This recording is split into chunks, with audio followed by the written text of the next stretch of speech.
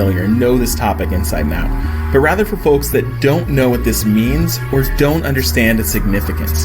So if you're in the first category, share this video with someone in the second category. What does the term esport mean? It's literally short for electronic sports, meaning video games that can be played competitively, either as an individual or as a team. This idea of competing has existed since video games themselves have existed. We had people playing Space Invaders to beat the high score.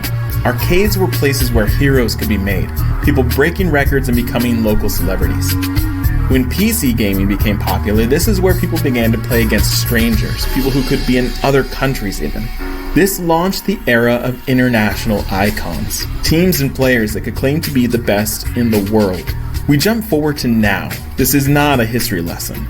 There are many games that are considered esports. They have tournaments and prizes and plenty of chances for people to compete. If you're a developer and you can find a way to make your game competitive, this can extend the lifetime of a game considerably. However, many games tout themselves as an esport, but if they don't gain traction, their competitive scene is not strong, and this could make or break the reputation of a game. Now let's look at some prime examples. One of the most well-known is something called League of Legends, which I have an entire video describing. This game was released formally in 2009 and has been supported since, with competitions and tournaments around the world.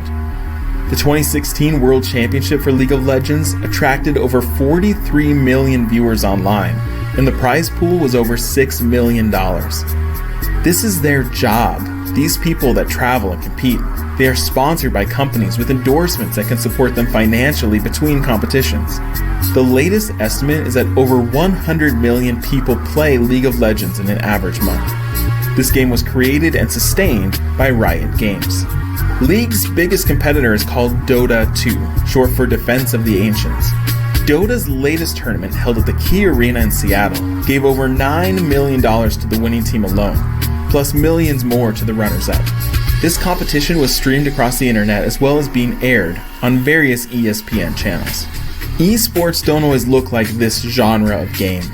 A recent example is Overwatch, a team-based shooter that has gotten much traction from Blizzard, the same company that created the games Warcraft and StarCraft, both of which I have videos describing. Check out the description if you're curious about those games. Now, like actual sports, these competitive teams have staffs of trainers and scheduling coordinators.